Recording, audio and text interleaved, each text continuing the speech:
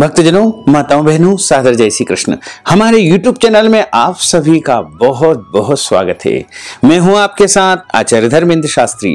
सबसे पहले आपको और आपके पूरे परिवार को उत्पन्ना एकादशी की बहुत बहुत शुभकामनाएं एवं बधाइयां। भगवान श्री लक्ष्मी नारायण का भरपूर आशीर्वाद आप सभी के जीवन पर सदैव बना रहे। आप सभी सुखी रहें, स्वस्थ रहें, व्यस्त रहें, मस्त रहें, निरंतर उन्नति तथा प्रगति को प्राप्त करते रहें। आज हम आपको उत्पन्ना एकादशी की दिव्य और ज्ञानमयी कथा सुनाने जा रहे हैं। इस कथा को अंत तक जरूर सुनिएगा और सुनने के बाद अधिक से अधिक लोगों को शेयर करके पुण्य लाभ भी प्राप्त करिएगा, क्योंकि प्रभु की नवधा भक्ति होती है और इन 9 भक्तियों में एक भक्ति होती है श्रवणम, अर्थात भगवान की कथाओं का श्रवण करना, प्रभु की महिमाओं का श्रवण करना। तो यदि आप उत्पन्ना एकादशी की कथा का श्रवण करेंगे तो आपको प्रभु की भक्ति प्राप्त होगी। और एकादशी का व्रत करके यदि आप एकादशी की कथा का श्रवण करते हैं तो आपको महान पुण्य फल प्राप्त होता है। और यदि आप एकादशी का व्रत किसी कारणवश नहीं कर पाते हैं तो ऐसी परिस्थिति में यदि कथा का श्रवण कर लेंगे तो भी आपको एकादशी व्रत का पूरा पुण्य लाभ प्राप्त हो सकेगा। तो एकादशी व्रत की कथा आरंभ करने के पहले हम आपको बताएंगे कि एकादशी का व्रत किस प्रकार करना चाहिए, व्रत कब से कब तक आपको करना है तथा इस व्रत का पारना यानी व्रत खोलने का समय कब से कब तक रहेगा, एकादशी व्रत में कौन कौन से नियमों का पालन करना चाहिए, यह संपूर्ण जानकारी हम आपको प्रदान करेंगे। उसके बाद हम आपको एकादशी व्रत की कथा सुनाएंगे। प्रत्येक वर्ष में 24 एकादशी आती है, लेकिन जिस साल अधिक मास आता है, पुरुषोत्तम मास आता है, उस वर्ष 2 अधिक एकादशी होती है, यानी कुल मिलाकर के उस साल 26 एकादशी होती है। प्रत्येक एकादशियों का भिन्न भिन्न महत्व हमारे धर्म ग्रंथों तथा पुराणों में बताया हुआ है। प्रत्येक माह में 2 बार एकादशी आती है, एक कृष्ण पक्ष में एकादशी, दूसरी शुक्ल पक्ष में एकादशी। दोनों ही एकादशियों का अलग अलग महत्व हमारे शास्त्रों में बताया हुआ है। भगवान नारायण का सबसे परम प्रिय व्रत यदि कोई है तो वो एकादशी का व्रत है। और एकादशी का व्रत करने से मनुष्य के जन्म जन्मांतर के पाप नष्ट होते हैं तथा उनके पुण्यों का उदय होता है। और जब पुण्यों का उदय होगा तब उन्हें सांसारिक और भौतिक सुखों की प्राप्ति होगी। उत्पन्ना एकादशी एक ऐसी एकादशी है जिस एकादशी के दिन एकादशी माता का प्रागट्य हुआ है। 11 माता का इसी दिन जन्म हुआ है। इसलिए अगर आप एकादशी व्रत आरंभ करना चाहते हैं तो सबसे बड़ी एकादशी उत्पन्ना एकादशी व्रत शुरू करने के लिए मानी गई है। इसके अलावा यदि आपकी 24 एकादशी पूरी हो चुकी है तो आपको इसी एकादशी पर व्रत का उद्यापन भी करना चाहिए। वैसे तो व्रत का उद्यापन किसी भी एकादशी को आप कर सकते हैं, लेकिन उत्पन्ना एकादशी इसके लिए महत्वपूर्ण मानी जाती है। और उत्पन्ना एकादशी के दिन 11 माता का प्रागट्य हुआ है, एकादशी माता का जन्म हुआ है। तो आप सभी को एकादशी माता के प्रागट्योत्सव की बहुत बहुत बधाइयां एवं शुभकामनाएं। इस एकादशी को उत्पन्ना एकादशी के अलावा वैतरणी एकादशी या उत्पत्ति एकादशी के नाम से भी जाना जाता है, जो कि मार्गशीर्ष माह के कृष्ण पक्ष में आती है। मार्गशीर्ष माह का दूसरा नाम अग्रहण माह भी होता है, जिसे आग्रायन माह कहा जाता है। और यह महीना भगवान कृष्ण का साक्षात स्वरूप माना जाता है। भगवान कृष्ण ने गीता में कहा है कि मासा नाम आग्रायन मास, यानी आग्रायन का जो मास है, अग्रहण का मास है, मार्गशीर्ष का जो मास है, वो साक्षात भगवान का स्वरूप है। और इस महीने में जो एकादशी आती है वह अपने आप में ही महान पुण्यदायक एकादशी मानी जाती है। वैसे तो सभी एकादशियां अपने अपने अनुसार जो है महत्वपूर्ण मानी जाती है, लेकिन मार्गशीर्ष माह के कृष्ण पक्ष की जो उत्पन्ना एकादशी होती है उसे अपने आप में स्वयं सिद्ध एकादशी माना गया है। इस बार उत्पन्ना एकादशी का शुभ मुहूर्त 20 नवंबर 2022 रविवार के दिन रहेगी। एकादशी तिथि का आरंभ 19 नवंबर 2022 को सुबह 10:29 पर एकादशी तिथि शुरू हो जाएगी, जो कि 20 नवंबर 2022 को दोपहर 10:41 पर एकादशी तिथि समाप्त हो जाएगी। एकादशी व्रत जो भक्तजन करते हैं उन सभी को 20 नवंबर 2022 रविवार के दिन ही एकादशी का व्रत रखना है, और जो भक्तजन एकादशी का व्रत करते हैं उनको विधि अनुसार एकादशी व्रत का पारणा निर्धारित समय पर, निर्धारित दिन पर, निर्धारित तिथि पर करना चाहिए। तो 20 नवंबर 2022 रविवार के दिन एकादशी का व्रत रहेगा एवं एकादशी व्रत खोलने का जो समय रहेगा वो 21 नवंबर को सुबह 6:48 से लेकर के 9:48 तक आपको व्रत समापन कर लेना चाहिए। और व्रतपन्ना एकादशी के दिन संभव हो तो गंगा जल स्नान वाले जल में डाल करके आपको स्नान करना चाहिए। और एकादशी का जो व्रत करता है उसको लगातार दशमी से लेकर के द्वादशी तक कुछ महत्वपूर्ण नियमों का पालन करना चाहिए, और 3 दिनों तक नियमों का पालन करना चाहिए। दशमी के दिन एक समय भोजन करके उस दिन ब्रह्मचर्य व्रत का पालन करके भूमि पर शयन करके तथा उस दिन लहसुन, प्याज, मांस, मदिरा, चावल का परित्याग करते हुए एवं शहद का परित्याग करते हुए, मसूर की दाल का परित्याग करते हुए और पराये अन्न का परित्याग करते हुए एकादशी व्रत का जो है प्रारंभ करना चाहिए। यानी दशमी तिथि के दिन समस्त नियमों का आपको पालन करना है। 19 नवंबर 2022 शनिवार के दिन दशमी तिथि रहेगी। दशमी तिथि के नियमों का पालन आपको शनिवार को करना है। वहीं एकादशी का व्रत 20 नवंबर 2022 रविवार के दिन रखना है, और उस दिन सुबह जल्दी उठ करके ब्रह्म मुहूर्त में स्नान करें। स्नान करने के बाद शुद्ध और पवित्र वस्त्र धारण करें। धुले हुए कपड़े इस दिन पहनना चाहिए। कभी भी एकादशी के दिन मैले वस्त्र यानी मलिन वस्त्र धारण नहीं करना चाहिए। फटे पुराने कपड़े भी आपको नहीं पहनना चाहिए। पुराने कपड़े हो सकते हैं, लेकिन मैले कपड़े पहनने से जो है दरिद्रता आती है। इसलिए धुले हुए साफ सुथरे वस्त्र धारण करें। हो सके तो पीले कपड़े या फिर लाल कपड़े, केसरिया वस्त्र आप पहने तो अति उत्तम रहेगा। स्नान करने के बाद नित्य का पूजन अर्चन करें। सूर्य भगवान को जल अर्पित करें तथा तुलसी माता का भी पूजन अर्चन करना चाहिए। कई लोग कहते हैं कि रविवार के दिन तुलसी जी में जल नहीं देना चाहिए। यह उनकी गलत धारणा है। इस बार एकादशी का पर्व है और एकादशी के दिन तुलसी माता का पूजन अवश्य करना चाहिए, लेकिन तुलसी पत्र तोड़ना इस दिन वर्जित माना जाता है। क्योंकि एकादशी व्रत में तुलसी जी का बहुत अधिक महत्व माना जाता है, इसलिए एक दिन पहले ही यानी शनिवार को ही आपको तुलसी जी से पत्ते तोड़ करके रख लेना चाहिए। हालांकि तुलसी जी के चढ़े हुए पत्ते भी धो करके बार बार उपयोग में आप ले सकते हैं।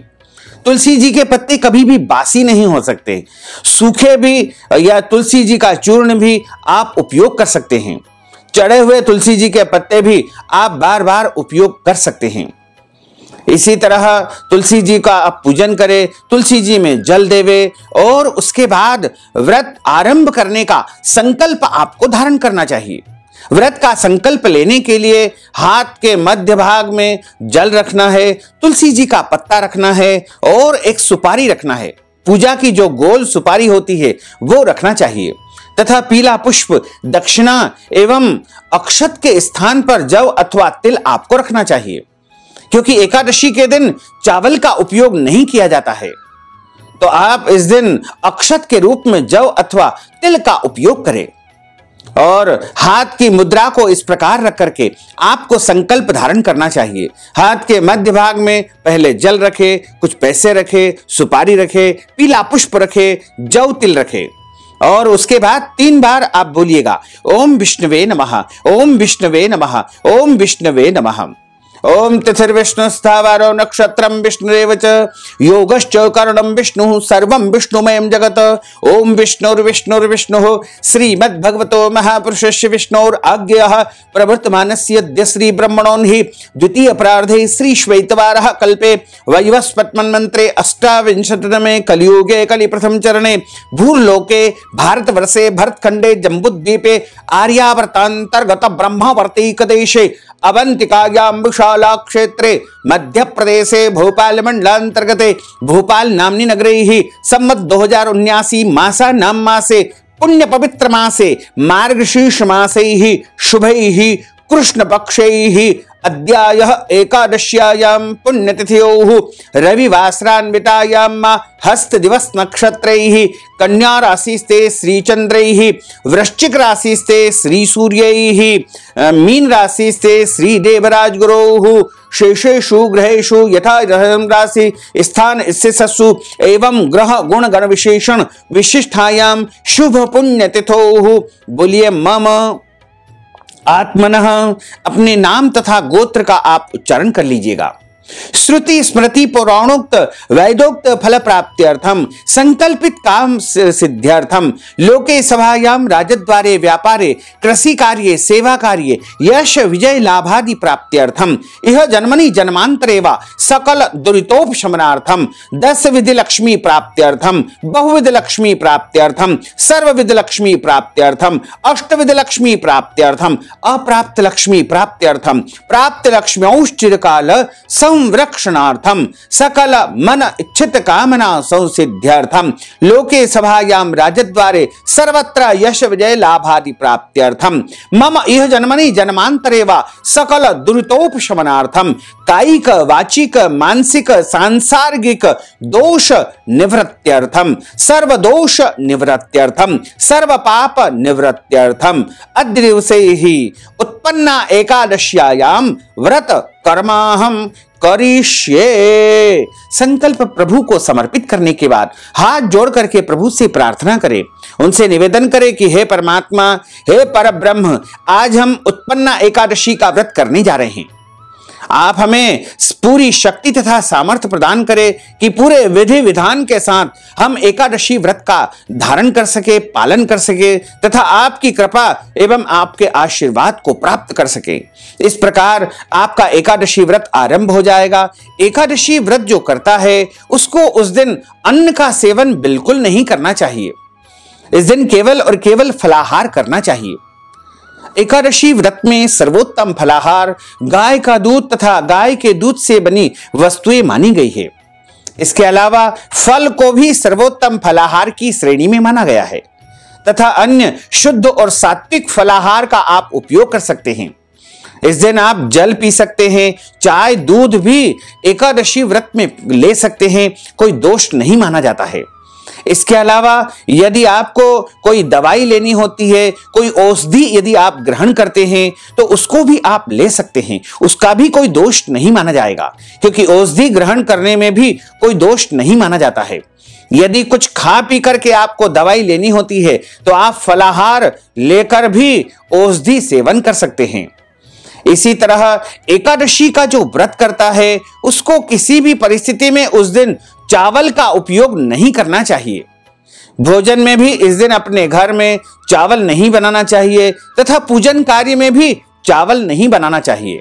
और इस दिन लहसुन, प्याज, मांस, मदिरा, अभक्ष भक्षण, अंडे इत्यादि से आपको दूरी बनाकर रखना चाहिए।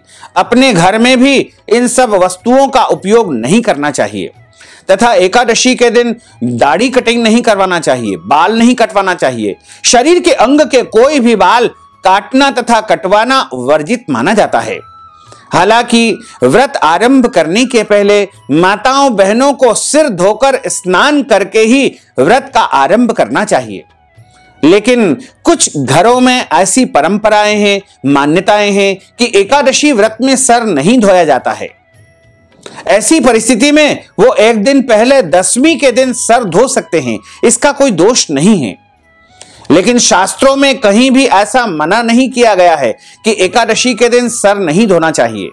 यह हमारे घर की रूढ़िवादी परंपराओं में माना जाता है कि एकादशी के दिन सर नहीं धोना चाहिए।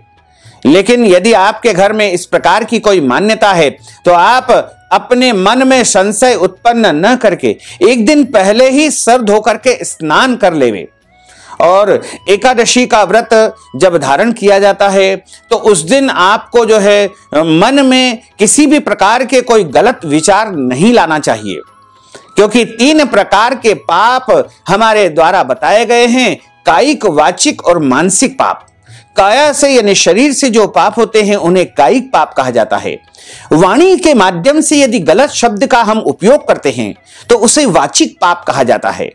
और मन के द्वारा यदि कोई गलत विचार उत्पन्न होते हैं तो उन्हें मानसिक पाप कहा जाता है।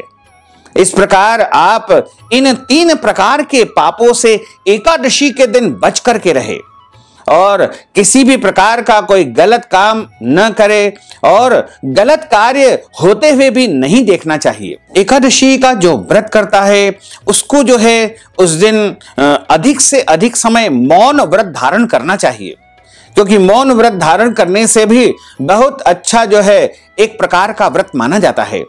और यदि संभव न हो तो कम से कम बोलना चाहिए। भगवान की कथाओं का श्रवण अवश्य करना चाहिए, एकादशी की कथा अवश्य सुनना चाहिए। इसके अलावा धार्मिक पुस्तकों का पठन पाठन भी आप कर सकते हैं। झूठ नहीं बोलना चाहिए, क्रोध नहीं करना चाहिए, वाद विवाद नहीं करना चाहिए और किसी भी प्राणी का दिल नहीं दुखाना चाहिए, क्योंकि ईश्वर अंश जीव अविनाशी, प्रत्येक प्राणी में ईश्वर का वास माना जाता है। इसलिए किसी भी प्राणी का दिल न दुखाएं तथा दान अवश्य करें। और कथा का जब श्रवण किया जाता है तो उसके बाद दान अवश्य करना चाहिए, क्योंकि दान करने से हमारा धन पवित्र होता है। गोस्वामी तुलसीदास जी ने रामचरितमानस में कहा है कि तन पवित्र सेवा किए, धन पवित्र कर दान, मन पवित्र हरि भजन सो होत त्रिविध कल्याण। अर्थात शरीर से जब हम सेवा करते हैं तो हमारा तन पवित्र होता है। मंदिर में झाड़ू लगाएंगे, पोछा लगाएंगे तो हमारा शरीर शुद्ध हो जाएगा। और जब हम अपने धन का दान करेंगे तो हमारा धन शुद्ध हो जाएगा, क्योंकि न जाने कहां कहां से हमारे पास रुपया आता है, पैसा आता है। ऐसी परिस्थिति में जब हम धन का दान करेंगे तो हमारा धन शुद्ध हो जाएगा। और उस धन का जब हम अपने शरीर के लिए, अपने स्वयं के लिए, अपने परिवार के लिए उपयोग करेंगे तो वो हमें किसी भी प्रकार से जो है नुकसान नहीं पहुंचाएगा और हमें पुण्य प्रदान करेगा। मनुष्य जितना भी अपने जीवन में कमाता है उसका 10वां भाग उसको दान अवश्य करना चाहिए। जैसे आप 100 रुपया कमाते हैं तो आपको उसका 10वां हिस्सा यानी 10 रुपए का दान अवश्य करना चाहिए। तो 10वां भाग यानी दशांश दान करने का विधान हमारे शास्त्रों में प्राचीन काल से ही बताया गया है। और कथा जो सुनते हैं वो ब्राह्मण के मुख से ही सुनना चाहिए, क्योंकि ब्रह्म वाक्य जनार्दन। जब हम ब्राह्मण के मुख से कथा का श्रवण करेंगे तब हमें कथा सुनने का पूरा पूरा पुण्य लाभ प्राप्त हो सकेगा। और इसी तरह एकादशी के दिन आपको पेड़ पौधों को काटना अथवा छांटना नहीं चाहिए। तुलसी माता से आज्ञा लेकर के तुलसी जी के पत्ते तोड़ सकते हैं, चूंकि रविवार का दिन है और रविवार के दिन तुलसी जी के पत्ते नहीं तोड़े जाते हैं। इसलिए आप एक दिन पहले ही तुलसी जी के पत्ते तोड़ करके रख लीजिएगा। पुष्प प्रभु की पूजा के लिए, प्रभु की सेवा के लिए आप तोड़ सकते हैं, उसका कोई दोष नहीं है। एकादशी के दिन रात्रि में जागरण किया जाता है, रात भर जाग करके भगवान का भजन तथा कीर्तन किया जाता है। 20 और 21 की रात्रि में जागरण आपको करना है और अगले दिन आपको व्रत का पारणा करना है, यानी 21 तारीख को व्रत का पारणा कर लेना चाहिए। और यदि आपके घर परिवार में जन्म अथवा मृत्यु का सूतक लग जाता है तो आपको ऐसी परिस्थिति में भी व्रत अवश्य करना चाहिए। व्रत के सभी नियमों का भी पालन करना चाहिए, लेकिन भगवान को स्पर्श करना यानी भगवान को छूना और उनका पूजन करना वर्जित माना जाता है। जन्म और मृत्यु का सूतक अलग अलग दिनों का माना जाता है। जन्म का सूतक 10 दिनों का माना जाता है और मृत्यु का सूतक वैसे तो 13वीं होने के बाद समाप्त हो जाता है, लेकिन वैष्णव परंपरा में, पुष्टि मार्गी परंपरा में 16 रात्रि का सूतक माना गया है। तो आप अपनी परंपरा के अनुसार सूतक का पालन करें और सूतक समाप्ति के बाद ही प्रभु का स्पर्श करें तथा पूजन करें, लेकिन व्रत अवश्य धारण करें। और यदि कोई माताएं बहनें मासिक धर्म की अवस्था में, पीरियड की अवस्था में रहती है, तो भी इस अवस्था में उनको व्रत तो करना चाहिए, व्रत के नियमों का भी पालन करना चाहिए, लेकिन भगवान का स्पर्श तथा पूजन कार्य इस अवस्था में नहीं किया जाता है। और यदि कोई गर्भवती माताएं बहनें व्रत करती है तो वो अच्छी प्रकार से फलाहार करके ही व्रत करे। एकादशी व्रत का पारणा हमेशा जो है अन्न से कर सकते हैं, तुलसी जी के पत्ते से भी आप कर सकते हैं या जल से भी आप कर सकते हैं। यदि अगले दिन कोई और व्रत करना है तो आप फलाहारी वस्तु से एकादशी का पारणा कर सकते हैं। और एकादशी का पारणा आप भोजन इत्यादि वस्तुओं से भी कर सकते हैं, क्योंकि द्वादशी के दिन चावल खाना बहुत अच्छा माना जाता है। 2 दिन तक हम निरंतर चावल का परित्याग करते हैं, इसलिए द्वादशी के दिन जब हम व्रत का पारणा करें तो उसमें चावल को अवश्य सम्मिलित हमको करना चाहिए। इस तरह व्रत का पारणा आप करेंगे और इस विधि से व्रत करेंगे तो आपको एकादशी व्रत का संपूर्ण पुण्य लाभ प्राप्त हो सकेगा। उत्पन्ना एकादशी माता की कथा पढ़ने से मनुष्य के समस्त पाप नष्ट हो जाते हैं, इस लोक में सुख भोग करके अंत में स्वर्ग लोक को प्राप्त होता है। उत्पन्ना एकादशी के दिन पहले भगवान को भोग लगाएं, उसके बाद ही ब्राह्मणों को दान दक्षिणा देवें। उत्पन्ना एकादशी के दिन व्रत रखने से भगवान विष्णु तथा महालक्ष्मी जी की कृपा प्राप्त होती है। एकादशी की रात्रि में भगवान श्री हरि विष्णु का भजन कीर्तन अवश्य करना चाहिए, इससे मनुष्य की समस्त मनोकामनाएं पूर्ण हो जाती है। और एकादशी के दिन सभी प्रकार से आपको अच्छे काम करना चाहिए और अतिथियों का सत्कार करना चाहिए तथा ब्रह्मचर्य व्रत का पालन करते हुए एकादशी व्रत का पालन करना चाहिए। भोग लगाते समय भगवान श्री हरि विष्णु का ध्यान करना चाहिए और भोग में तुलसी जी के पत्ते को अवश्य ही रखना चाहिए। तुलसी जी के बिना भगवान प्रसाद ग्रहण नहीं करते हैं। इस दिन पूरे दिन आप फलाहार करें और फलाहार यदि एक समय करते हैं तो उस प्रकार से आप एक समय का फलाहार करें, या फिर आप यदि चाहें तो 2 समय भी फलाहार कर सकते हैं। इस तरह एकादशी व्रत में एक समय या 2 समय आप अपनी शारीरिक परिस्थिति के अनुसार व्रत करें, क्योंकि शरीर की सुरक्षा करना, शरीर की रक्षा करना हम सभी का प्रथम कर्तव्य माना जाता है। तो जब हम शरीर की सुरक्षा करते हुए व्रत का पालन करेंगे, व्रत के नियमों का पालन करेंगे, तो निश्चित तौर से हमको एकादशी व्रत का संपूर्ण पुण्य फल प्राप्त हो सकेगा। तो चलिए अब हम एकादशी व्रत की कथा आरंभ करते हैं। बोलिए लक्ष्मी नारायण भगवान की जय, श्री वृंदावन बिहारी लाल की जय, गोपाल कृष्ण भगवान की जय। गुरुर्ब्रह्मा गुरुर्विष्णु गुरुर्देवो महेश्वरा, गुरुः साक्षात् परब्रह्म तस्मै श्री गुरुवे नमः। श्री अखंड मंडलाकारं व्याप्तं येन चराचरं तत्पदं दर्शितं येन तस्मै श्री गुरुवे नमः। अज्ञानान्तिमिरान्धस्य ज्ञानाञ्जन शलाकया चक्षुरुन्मीलितं येन तस्मै श्री गुरुवे नमः। सच्चिदानंद रूपाय विश्वोत्पत्त्यादिहेतवे तापत्रय विनाशाय श्री कृष्णाय वयं नमः। कृष्णाय वासुदेवाय हरये परमात्मने प्रणतः क्लेशनाशाय गोविंदाय नमो नमः। वसुदेव सुतं देवं कंस चाणूरमर्दनं देवकी परमानंदं कृष्णं वंदे जगद्गुरुं।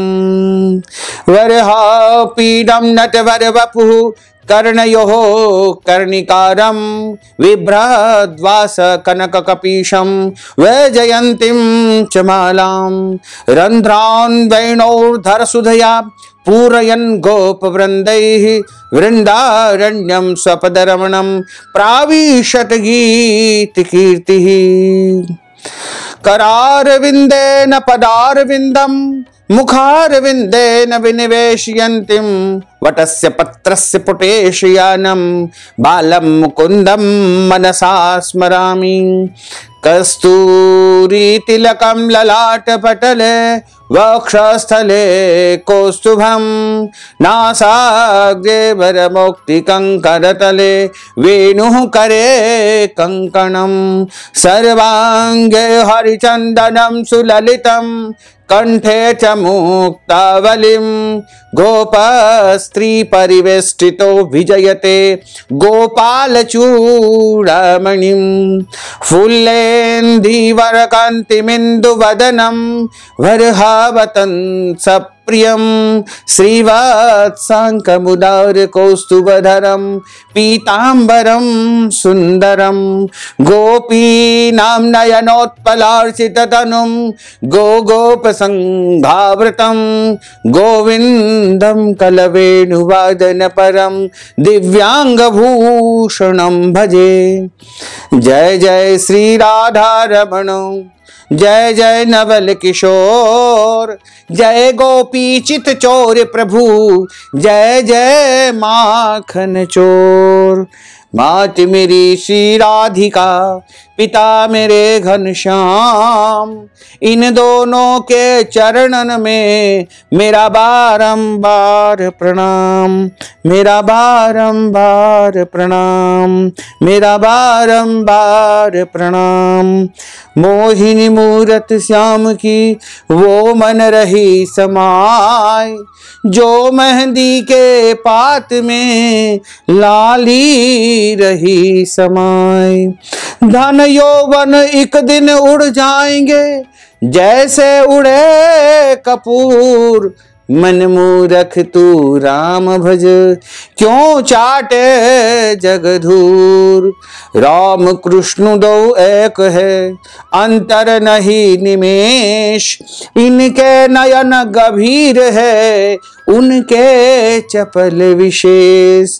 बोलिए श्री वृंदावन बिहारी लाल की जय, गोपाल कृष्ण भगवान की जय, श्री द्वारकाधीश भगवान की जय, श्री गोवर्धन नाथ भगवान की जय, श्री गिरिराज धरण की जय, श्री बाल कृष्ण लाल की जय, श्री श्याम सुंदर यमुने महारानी की जय, जगत गुरु वल्लभाधीश की जय, श्री गुसाई जी परम दयाल की जय, श्री गुरुदेव की जय, लाडले लाल की जय, आज के आनंद की जय। उत्पन्ना एकादशी की जो कथा हमारे धर्म ग्रंथों तथा पुराणों में बताई गई है, उसमें लिखा हुआ है कि एक समय की बात है, सूत जी महाराज कहने लगे कि हे ऋषियों, इसका वृत्तांत और उत्पत्ति प्राचीन काल में भगवान कृष्ण ने अपने परम भक्त युधिष्ठिर से कही थी,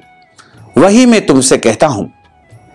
एक समय की बात है, राजा युधिष्ठिर ने भगवान कृष्ण को प्रणाम किया तथा उनसे प्रश्न किया कि मार्गशीर्ष माह के कृष्ण पक्ष की एकादशी का नाम क्या है, उस व्रत की विधि क्या है, किस प्रकार व्रत किया जाता है और उस एकादशी व्रत का फल क्या प्राप्त होता है, तथा व्रत के दिन जो क्रिया की जाती है आप कृपा करके मुझसे कहिए। यह वचन सुनकर के प्रभु श्री कृष्ण कहने लगे कि हे राजन, हे युधिष्ठिर, मैं तुमसे मार्गशीर्ष माह के कृष्ण पक्ष की एकादशी व्रत की कथा सुनाता हूं, सो ध्यान पूर्वक सुनो। सर्वप्रथम हेमंत ऋतु में मार्गशीर्ष माह के कृष्ण पक्ष की एकादशी जो है आती है और इसी एकादशी से एकादशी व्रत आरंभ किया जाता है।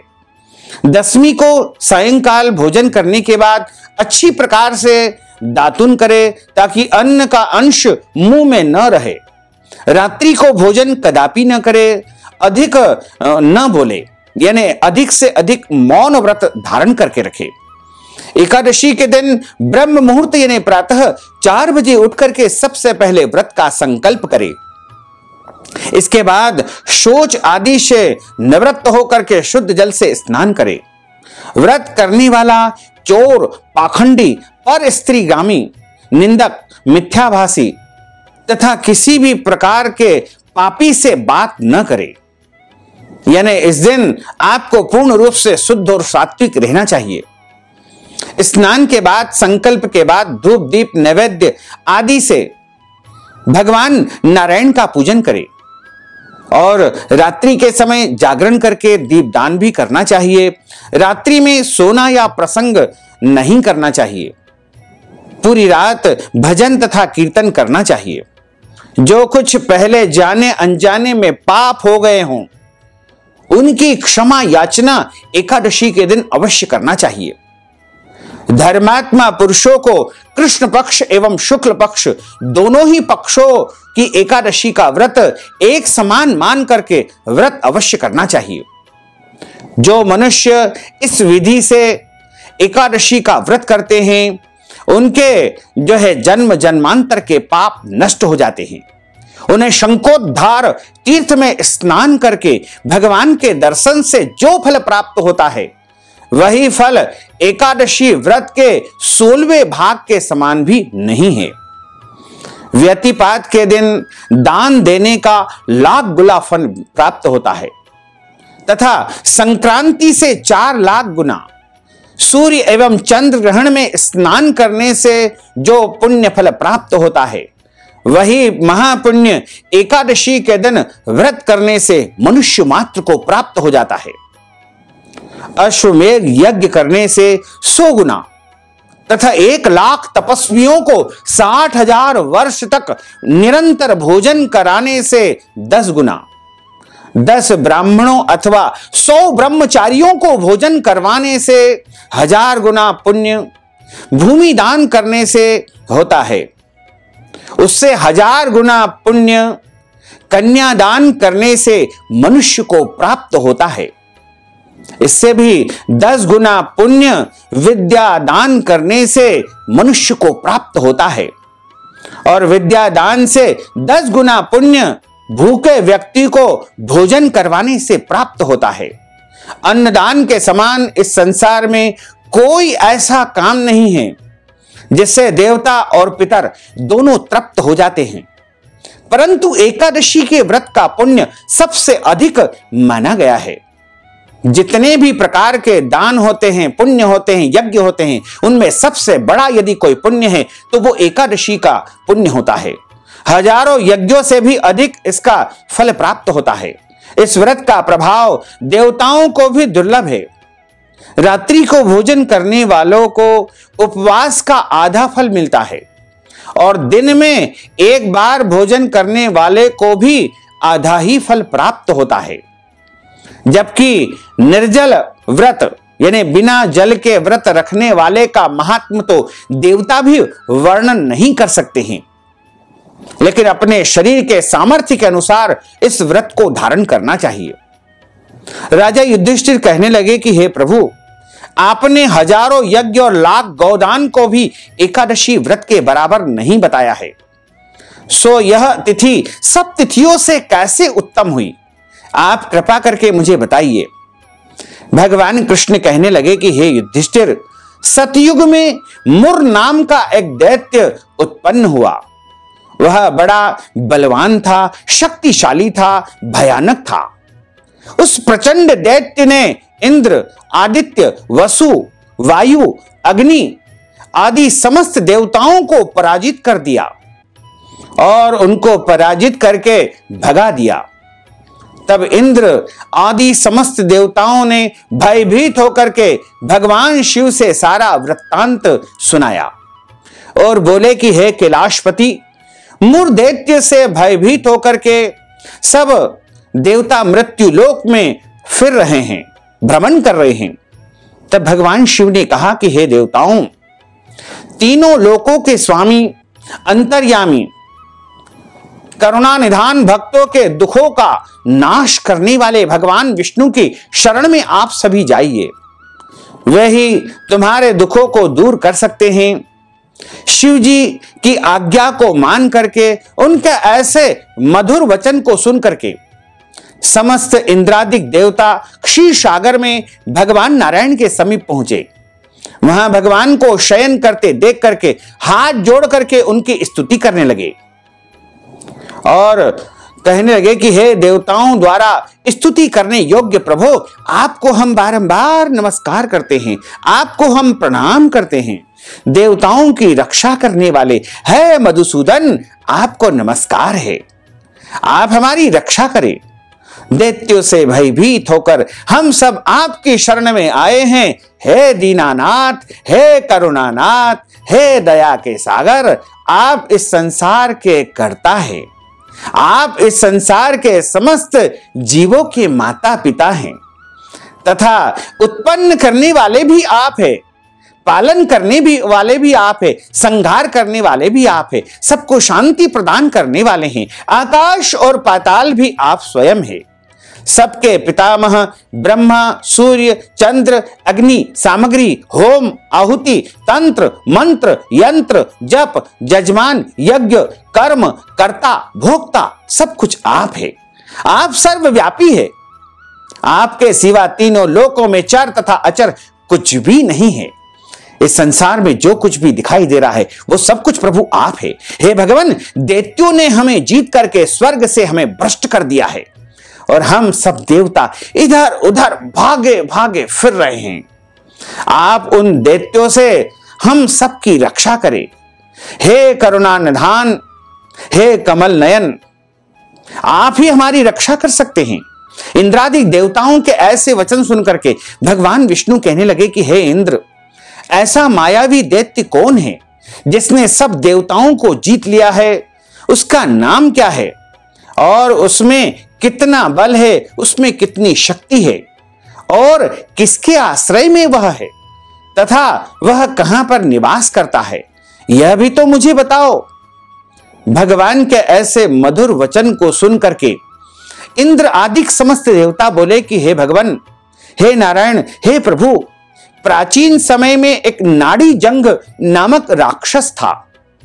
उसके महापराक्रमी और लोक विख्यात मुर नामक एक पुत्र उत्पन्न हुआ।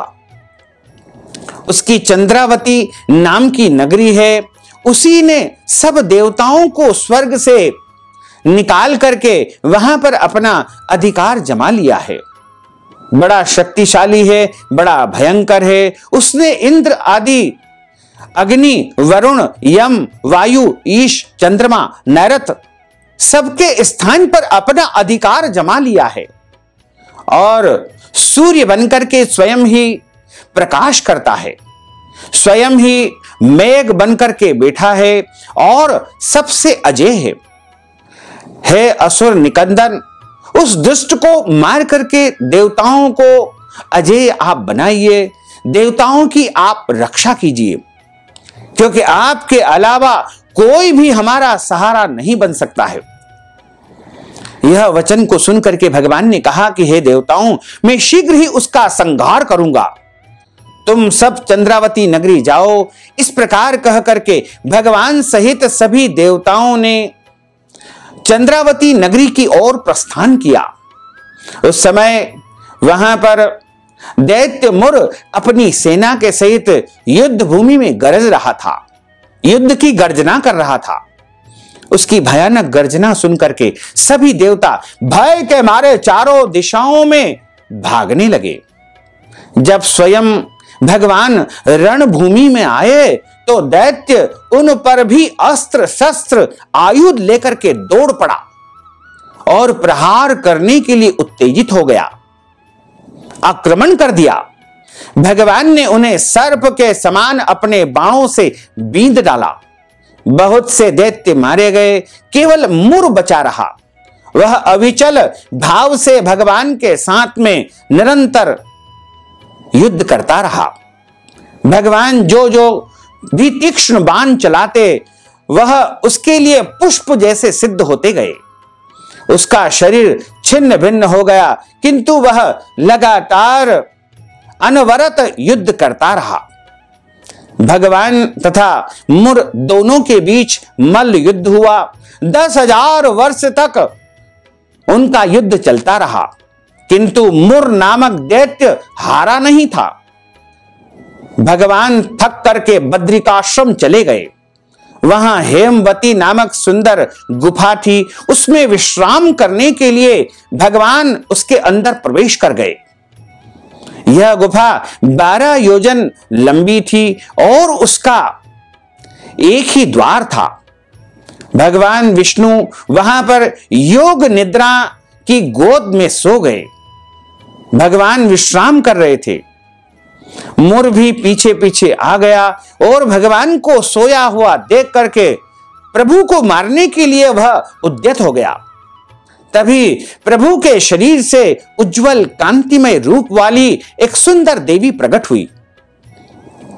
देवी ने राक्षस मुर को ललकारा, युद्ध किया और उसे तत्काल ही मौत के घाट उतार दिया, यानी उसका वध कर दिया।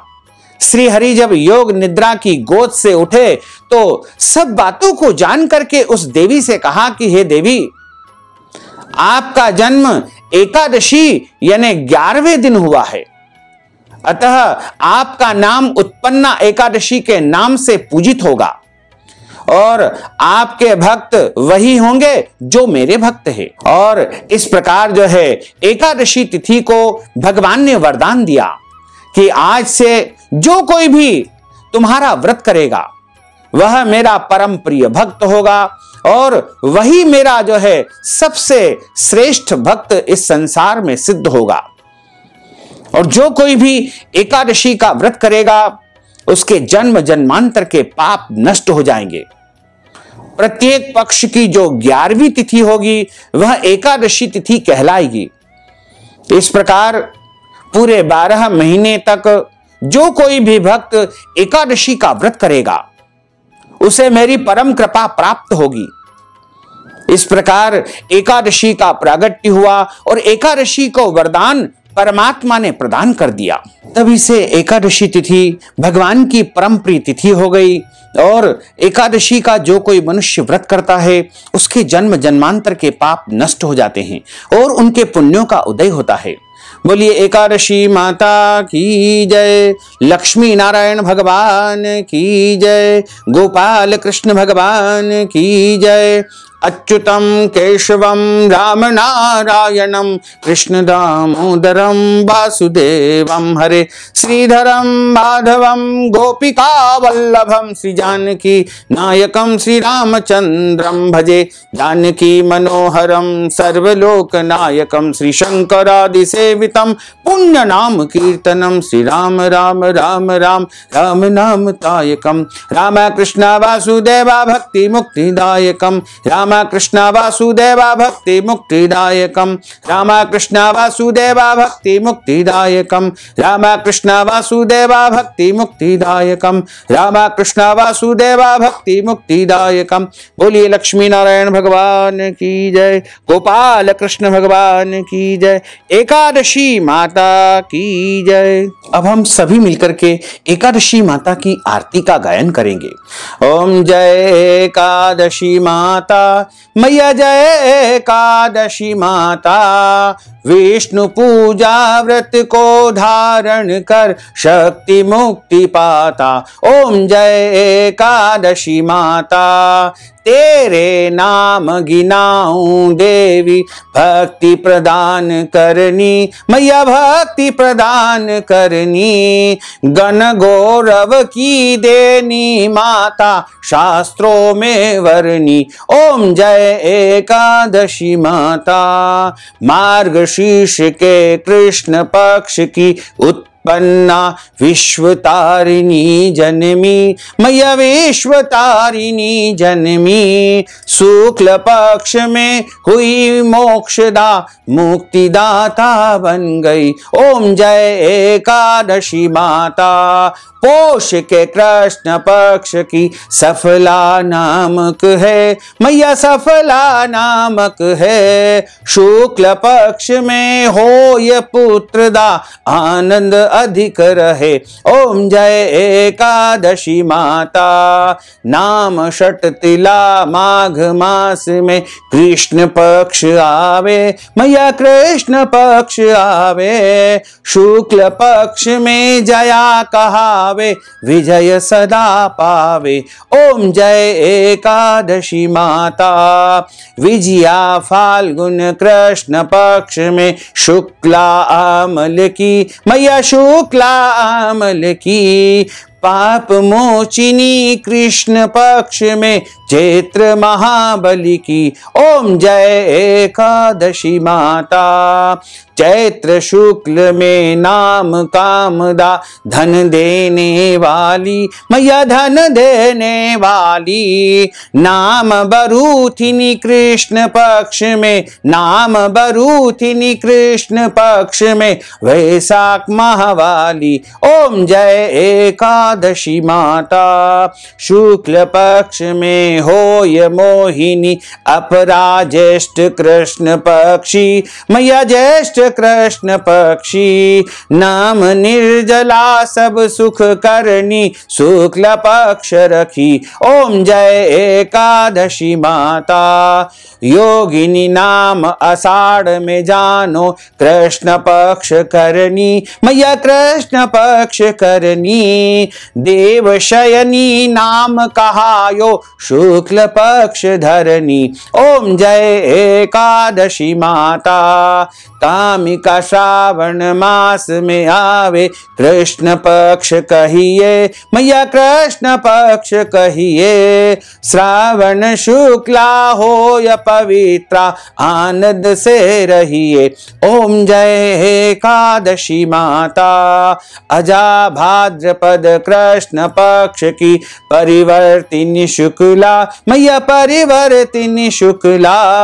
इंद्रा आश्विन कृष्ण पक्ष में व्रत से भव सागर निकला। ओम जय एकादशी माता। पापांकुश है शुक्ल पक्ष में, आप हरन हारी, मैया आप हरन हारी। रमा मास कार्तिक में आवे, सुखदायक भारी। ओम जय एकादशी माता। देवोत्थानी शुक्ल पक्ष की, दुख नाशक मैया, मैया दुख नाशक मैया। पावन मास में करूं विनती, पार करो नैया। ओम जय एकादशी माता। परमा कृष्ण में होती जन मंगल करनी, मैया जन मंगल करनी। शुक्ल पक्ष में हो या पद्मिनी, दुख दारिद्र हरणी। ओम जय एकादशी माता। जो कोई आरती एकादशी की भक्ति सहित गावे, मैया भक्ति सहित गाए। जन गुरु दिता स्वर्ग का वासा, निश्चय वह पद पावे। ओम जय एकादशी माता।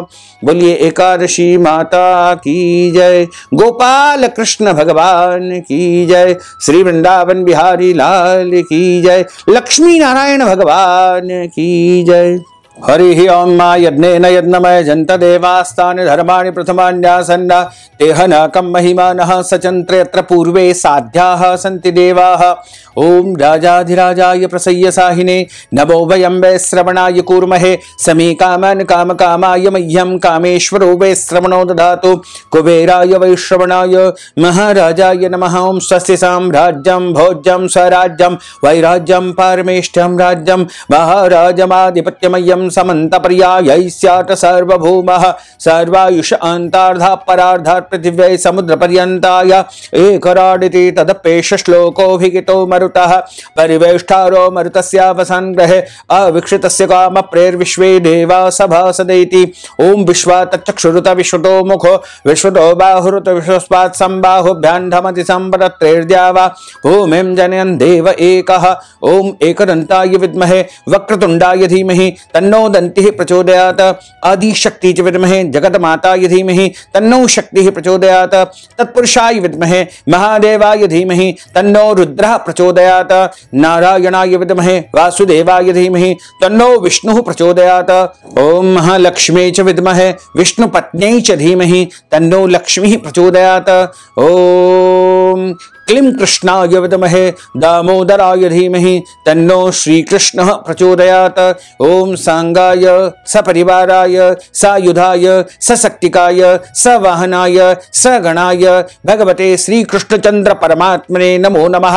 श्रीमद्भागवत अधिष्ठात्री देवताभ्यो नमो नमः। मंत्र पुष्पांजलिं समर्पयामि। नाना सुगंध पुष्पाणि यथा कालोद्भवानि च पुष्पांजलिं मया रत्नं गृहाण परमेश्वर। मंत्र पुष्पांजलिं समर्पयामि नमो नमः। मंत्रहीनं क्रियाहीनं भक्तिहीनं सुरेश्वर यत् पूजितं मया देवः परिपूर्णं तदस्तु मे। आवाहनं न जानामि विसर्जनं पूजां च न जानामि। क्षम्यतां परमेश्वर क्षम्यतां परमेश्वर क्षम्यतां परमेश्वर। त्वमेव मातौश्च पितौ त्वमेव बन्धुश्च सखा त्वमेव विद्या द्रविणं त्वमेव सर्वं मम देव त्वमेव सर्वं मम देव। बोलिए लक्ष्मी नारायण भगवान की जय। श्री वृंदावन बिहारी लाल की जय। गोपाल कृष्ण भगवान की जय। द्वारकाधीश भगवान की जय। श्री राजधरण की जय। श्री बाल कृष्ण लाल की जय। श्री श्याम सुंदर यमुने महारानी की जय। जगत गुरु वल्लभाधीश की जय। गुसाई जी परम दयाल की जय। श्री गुरुदेव की जय। लाडले लाल की जय। धर्म की जय हो अधर्म का नाश हो प्राणियों में सद्भावना हो विश्व का कल्याण हो। सनातन धर्म की जय हो। गौ माता की जय हो। गो हत्या बंद हो। गो हत्या बंद हो। आज के आनंद की जय हो। कल के आनंद की जय हो। परसों के आनंद की जय हो। भारत माता की जय हो। बरसों बरसों के आनंद की जय हो। ओम नमः पार्वती पते हर हर महादेव हर। जय जय श्री राधे श्याम। भक्तजनों माताओं बहनों आपसे अनुरोध है कि इस ज्ञानवर्धक वीडियो को आप देखने के बाद अधिक से अधिक लोगों को शेयर अवश्य करिएगा। साथ ही यदि आप उत्पन्ना एकादशी के निमित्त कथा की दक्षिणा प्रदान करना चाहते हैं, अन्नदान देना चाहते हैं, वस्त्रदान देना चाहते हैं, गौदान करना चाहते हैं या एकादशी के निमित्त कोई भी दान पुण्य यदि आप करना चाहते हैं तो आप हमारे गूगल पे, फोन पे, पेटीएम के माध्यम से या अकाउंट नंबर के माध्यम से अथवा व्हाट्सएप पेमेंट के माध्यम से नगद राशि पहुंचा करके उत्पन्ना एकादशी का संपूर्ण पुण्य लाभ प्राप्त कर सकते हैं। साथ ही आप सभी से अनुरोध है कि इस ज्ञानवर्धक वीडियो को अधिक से अधिक लोगों को शेयर करिएगा, लाइक करिएगा, कमेंट करिएगा और यदि अभी तक आपने सब्सक्राइब नहीं किया है तो अभी और इसी समय सब्सक्राइब अवश्य कर लीजिए। आपको और आपके पूरे परिवार को सादर जय श्री कृष्ण, सादर धन्यवाद।